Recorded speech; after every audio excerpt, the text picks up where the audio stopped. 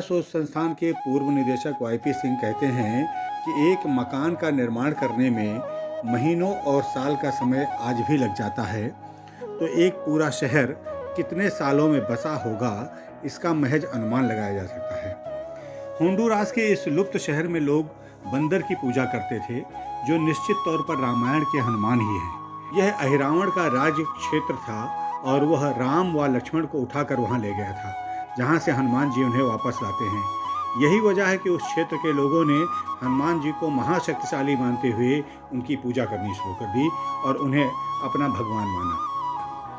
त्रेता युग में भगवान श्री राम जब 11,000 वर्ष की लीला पूर्ण करके अपने धाम जाने लगे वैकुंठ, तो हनुमान जी को भी ले जाना चाहते थे। तो हनुमान जी ने पूछा, प्रभु वहाँ वैकुंठ में आपकी कथा होती है? तो भगवान ने कहा, वहाँ कथा तो नहीं होती, हम होते हैं। तो हनुमान जी ने कहा, प्रभु हमें तो आपकी कथा से बहुत प्रेम है, इसलिए मैं आपकी कथा सुनने के लिए इस मृत्युलोक में, इस पृथ्वी पर ही रहूँगा और तब तक रहूँगा जब तक एक व्यक्ति भी आपकी कथा सुनाने वाला होगा। इसलिए श्री हनुमान जी महाराज भगवान की लीला संवरण के समय वैकुंठ नहीं गए, अयोध्या में ही रुक गए और उनको जो स्थान भगवान ने दिया वही स्थान श्री हनुमानगढ़ी है। चौकी हनुमत वीर, एक प्रकार से हनुमान जी महाराज को भगवान ने अयोध्या की चौकीदारी करने के लिए, रखवारी करने के लिए स्थापित कर दिया है। इसीलिए हनुमान जी के उस मंदिर का नाम हनुमानगढ़ी है। हनुमानगढ़ी का मतलब हनुमान जी का किला। तो एक प्रकार से वर्तमान में हनुमान जी महाराज ही अयोध्या के राजा हैं और उनकी दिव्य अनुभूति भक्तों को होती रहती है। कैरेबियाई देशों त्रिनिदाद और टोबैगो, सूरीनाम, पेरू में भी राम और उनकी रामायण के प्रमाण मिलते हैं। पेरू के लोग आज भी सूर्य की पूजा करते हैं और यहाँ के आदिवासी इलाकों में लोग अपने मुंह के अग्रभाग को लाल रंग से रंगना पसंद करते हैं, जो हनुमान जी से उनके संबंधों की निकटता का परिचायक है। पेरू में राजा स्वयं को सूर्यवंशी मानते हैं और कौशल्या सुत राम का वंशज कहलाना पसंद करते हैं। माना जाता है कि सीता की खोज में सुग्रीव की सेना का एक दल समुद्र के रास्ते यहाँ तक पहुँचा था। यहाँ राम सीतो नाम से हर साल जून में एक उत्सव भी मनाया जाता है। कलकत्ता सुप्रीम कोर्ट के जज रहे सर विलियम जोन्स ने 1744 और 1794 में एशियाटिक सोसाइटी में प्रकाशित अपने लेख में इसका पूरा विवरण दिया है। दक्षिण और उत्तरी अमेरिका के साथ ही मध्य अमेरिका के देशों में भी राम और रामायण के कई प्राचीन प्रमाण मौजूद हैं। मानव विज्ञानी डॉक्टर रॉबर्ट हेन गेल्डर्न ने इस बारे में कहा है कि जो लोग यह मानते हैं कि भारत के लोग समुद्र पार जाने में सक्षम नहीं थे, वो पूरी तरह गलत हैं। हिंदू और बौद्ध संस्कृति का प्रभाव दक्षिण एशिया, विशेष तौर पर मेक्सिको में दिखाई देता है। सूरीनाम के बारे में माना जाता है कि यह श्री राम शब्द का डच भाषा के संपर्क में आने के बाद बिगड़ा हुआ रूप है। श्री राम शब्द ही सूरीनाम बन गया है। इस पूरे देश में रामलीला की अत्यंत समृद्ध परंपरा आज भी विद्यमान है। लोग अपने जीवन में राम शब्द का प्रयोग खुलकर करते हैं। सूरीनाम का राम शॉपिंग प्लाजा तो बाहर से पहुंचने वालों के बीच भी प्रसिद्ध है। नैकेरी सूरीनाम में एक गंगा मंदिर भी है। गयाना, फिजी, त्रिनिदाद और टोबैगो जाने पर आपको एक लघु भारत के दर्शन होते हैं, जहां राम और उनकी रामायण की उपस्थिति भी पल पल महसूस होती है। दक्षिण पूर्व एशिया में राम और उनकी रामायण की गहरी छाप दक्षिण पूर्व एशिया के देशों कंबोडिया, इंडोनेशिया, लाओस, मलेशिया, आज के म्यांमार और पहले के बर्मा, फिलीपींस, थाईलैंड, सिंगापुर और वियतनाम में भी देखने को मिलती है। भारत में तो राम और उनकी रामायण की महत्ता धार्मिक कारणों से भी है, लेकिन इस पूरे क्षेत्र में राम और रामायण को गौरव की प्राप्ति श्रेष्ठ मानव मूल्यों के आधार पर ही है। मतलब इस क्षेत्र में लोग हिंदू धर्म के मतावलंबी नहीं हैं, वो उनके धर्म दूसरे हैं, दूसरे पूजा पद्धति को मानते हैं, लेकिन राम और रामायण को वो इसलिए पसंद करते हैं, इसलिए श्रेष्ठ मानते हैं कि इसमें मानव मूल्य की श्रेष्ठता प्राप्त होती है। यहाँ पर उन्हें मानव मूल्य सीखने को मिलते हैं। वही बात जो इंडोनेशिया के मुस्लिम शिक्षक ने फादर कामिल बुल्के से कही थी। यहाँ लोग रामायण और राम के जीवन को मानवता के लिए बहुमूल्य मानते हैं और इस आदर्श को जीवन में लागू करने के अभिलाषी हैं। राम का जीवन चरित्र इस पूरे क्षेत्र में विभिन्न रूपों में उपस्थित है। भित्त चित्रों से लेकर शिलालेख और रामलीलाओं में आज भी राम और उनकी रामायण दृश्यमान है। वी राघवन ने अपनी पुस्तक the Ramayana in greater India और सुधा वर्मा ने आग्नेय एशिया में रामकथा पुस्तक में इन सभी का विस्तार से वर्णन किया है।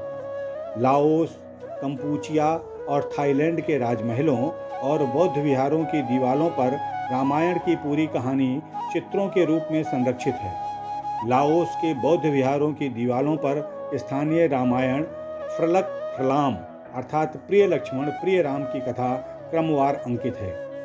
लुआ प्रवा नामक स्थल पर बौद्ध विहार की दीवारों पर भी 1803 में उकेरी गई राम कथा आज भी दर्शनीय है।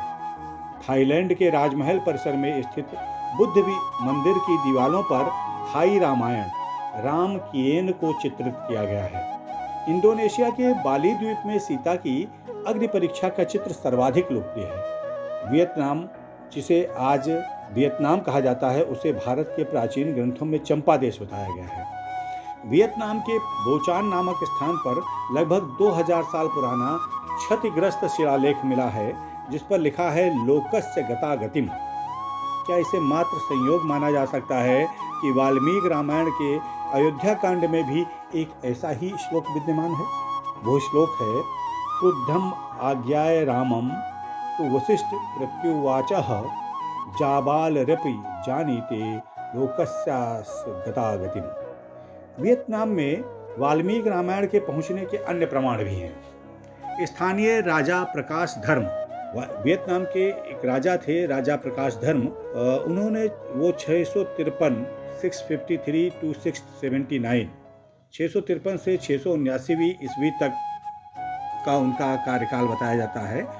उनका एक शिलालेख त्राक्यू नामक स्थान पर प्राप्त हुआ है, जिसमें कवेराधस महर्षि वाल्मीकि लिखा है। राजा प्रकाश धर्म ने एक मंदिर का पुनर्निर्माण भी कराया था।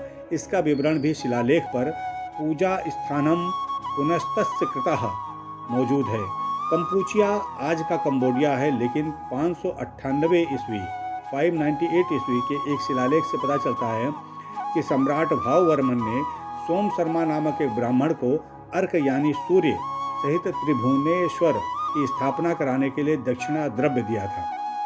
इसका विवरण इतिहासकार आर.सी. मजूमदार ने अपनी पुस्तक इन इंस्क्रिप्शंस ऑफ काम्बोज में दिया है। द विजेंदुराकृति स्वामी सामवेद विदग्रणि श्री सोम शर्मार्कयुतम सा त्रिभुवनेश्वरम अधिष्ठापन्न महापूजा मति पुष्कल दक्षिणाम रामायण पुराणाभ्याम शेषम भारत ददात। वियतनाम में कई ऐसे शिलाखंड प्राप्त हुए हैं जिन पर भारतीय संस्कृति विशेषकर रामायण के कथानक मौजूद हैं। कैलाश पर्वत को हाथों में उठाए हुए रावण और हिंदू संस्कृति के चिन्ह भी मिले हैं। दक्षिण पूर्व एशिया के इन देशों में ऐसे शिलाचित्र भी मिले हैं जो राम और रामायण के समूचे क्षेत्र से निकट संबंधों की गाथा सुना रहे हैं। कई स्थानों पर तो शिलालेख और शिलाचित्रों की लंबी श्रृंखला प्राप्त हुई है। जावा अर्थात आज के इंडोनेशिया के प्रम्बनान और पनातरान, कंबोडिया के अंकोर वाट और थाईलैंड के जेतुवन विहार में ऐसे शिलाचित्रों की बहुतायत है, जो इस बात का स्पष्ट प्रमाण है कि इस पूरे क्षेत्र से राम और रामायण का वैसा ही निकट और आत्मीय संबंध है जैसा कि भारत और विश्व में निवास करने वाले हिंदू समाज के लोगों का है। इंडोनेशिया के प्रम्बनान के पुरावशेषों को चंडी सेवु, चंडी लाराजोंगरांग भी कहा जाता है। इस पूरे परिसर में 235 मंदिरों के भग्नावशेष आज भी मौजूद हैं, जिनमें शिव मंदिर, ब्रह्मा और विष्णु मंदिर प्रमुख हैं। ये तीनों ही मंदिर एक क्रम से बने हुए हैं। कहा जाता है कि इन मंदिरों का निर्माण दक्ष नामक राजकुमार ने 9वीं शताब्दी में कराया था। शिव और ब्रह्मा मंदिर में राम की कथा और विष्णु मंदिर में श्री कृष्ण की लीला के शिलाचित्र विद्यमान हैं। जोग जकार्ता के पुरातत्व विभाग ने 1885 में इस स्थल की खुदाई शुरू कराकर इतिहास के इस पक्ष से आधुनिक विश्व को परिचित कराया। यह पूरा क्षेत्र मेरापी ज्वालामुखी के लावे में दबने की वजह से लगभग 300 साल तक लोगों की नज़र से ओझल रहा। जर्मन विद्वान विलेन स्टूरहाइम ने इस पूरे क्षेत्र का भ्रमण करने के बाद शिला क्षेत्रों पर अपना विशेष अध्ययन अपनी पुस्तक Rama legend and Rama reliefs in Indonesia के नाम से प्रकाशित किया है। इसके अनुसार प्रम्बनान के शिव मंदिर में राम कथा से जुड़े 42 और ब्रह्मा मंदिर में 30 शिलाचित्र विद्यमान हैं। इन शिलाचित्रों की राम कथा और आदि कवि वाल्मीकि की राम कथा में प्रसंगों की भिन्नता है। इसके बावजूद राम और उनका जीवन आदर्श अपने प्रेरणामय रूप में विद्यमान है। इंडोनेशिया के मजपहती वंश के राजकुमार हयम्बुरुक की माता जय विष्णुवर्धनी के शासनकाल के दौरान पूर्वी इंडोनेशिया के पनातरान शिव मंदिर का निर्माण संपन्न हुआ। केतुल पर्वत की तलहटी में मौजूद इस मंदिर के चारों ओर वृत्ताकार दीवार है जिस पर 106 शिलाचित्र अंकित हैं। इन चित्रों में हनुमान के पराक्रम को प्रदर्शित किया गया है। इन चित्रों में कथा का प्रारंभ हनुमान के लंका प्रवेश से हुआ और कुंभकर्ण की मृत्यु के बाद कथा समाप्त हो जाती है। वर्तमान इंडोनेशिया में आज भी रामायण की कथा दृश्यमान होती है। यहाँ वाली द्वीप में सड़क के किनारे स्थित रथारूढ़ राम और सीता का मूर्ति शिल्प लोगों को वाह वाह करने पर विवश कर देता है। जोग जकार्ता में पिछले लगभग 5 दशक से हर रोज रामायण बैले का आयोजन स्थानीय मनोरंजन के लिए किया जाता है। इसी क्षेत्र में स्थित फिलीपींस में भी रामायण का प्राचीन इतिहास मौजूद है। यहाँ रामायण को महारादिया लावना कहा जाता है जिसका अर्थ राजा रावण से है। फिलीपींस का सिंगकिल नृत्य भी रामायण से प्रेरित है। थाईलैंड की राजधानी बैंकॉक के राजभवन परिसर से सटा हुआ जेतुवन विहार यानी वाटपो है। बौद्ध मतावलंबियों से संबंधित इस विहार के दीक्षा कक्ष में संगमरमर के 152 शिलापट मौजूद हैं जिन पर राम की पूरी कथा चित्रों के रूप में उत्कीर्ण की गई है। रामकीयन पुस्तक के लेखक J.M. कैडेट ने इन चित्रों को 9 खंडों में विभाजित कर राम कथा की व्याख्या करने की कोशिश की है। उन्होंने अपने विभाजन में सीताहरण, हनुमान की लंका यात्रा, लंका दहन, विभीषण निष्कासन, छद्म सीता प्रकरण, रामेश्वर सेतु समुद्रम का निर्माण, लंका सर्वेक्षण, कुंभकर्ण और इंद्रजीत वध के साथ राम रावण के अंतिम युद्ध को रेखांकित किया है। इससे यह भी पता चलता है कि इन शिलाचित्रों में रामायण के प्रथम भाग को शामिल नहीं किया गया है। कंबोडिया के अंकोर वाट मंदिर का निर्माण सम्राट सूर्यवर्मन द्वितीय 1112-1153 ईस्वी के शासन के दौरान हुआ। इस मंदिर के गलियारे में रामायण, महाभारत, हरिवंश के अलावा पुराणकालीन अनेक संदर्भ शिलाचित्रों के रूप में विद्यमान हैं। इन शिलाचित्रों में रावण वध के लिए देवताओं की ओर से की गई आराधना और सीता स्वयंवर, स्वर्ण मृग आखेट, सुग्रीव राम मिलन, बाली सुग्रीव युद्ध, हनुमान वाटिका में हनुमान, राम रावण युद्ध, सीता की अग्नि परीक्षा और राम की अयोध्या वापसी के दृश्य हैं। इंडियन कल्चरल इन्फ्लुएंस इन कंबोडिया के लेखक B.R. चटर्जी ने इन चित्रों की महत्ता की चर्चा करते हुए लिखा है कि अंकोर वाट के मंदिर के शिलाचित्रों में राम कथा के चुने हुए प्रसंग ही देखने को मिलते हैं, लेकिन सबसे महत्वपूर्ण है कि इन सभी चित्रों का आधार आदि कवि वाल्मीकि की रामायण ही है। दक्षिण पूर्व एशिया के देशों में राम और रामायण का प्रभाव इतना गहरा है कि स्थलों के नाम भी रामायण कालीन हो गए हैं। वियतनाम और थाईलैंड के निवासियों की प्रबल मान्यता है कि राम की लीला भूमि उनका अपना देश ही है। इंडोनेशिया के सुमित्रा और जावा के जोग जकार्ता द्वीप को इसका उदाहरण माना जा सकता है।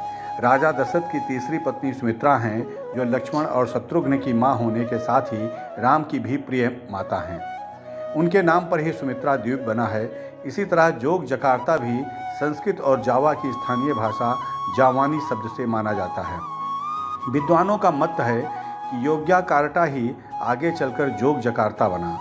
संस्कृत के योग्या को अयोध्या का विकसित रूप माना गया है, जबकि जावानी भाषा में कार्टा का अर्थ नगर है।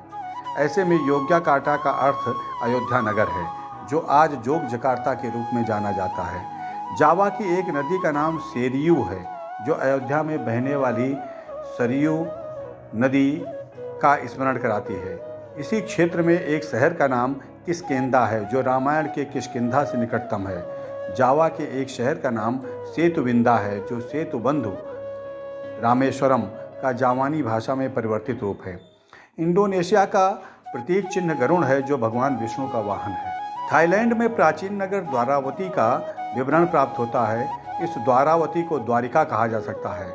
इसी तरह थाई सम्राट रामातिबोदी ने 1350 ईस्वी में अपनी राजधानी का नाम अयोध्या रखा। अयोध्या के भग्नावशेष आज भी विद्यमान हैं।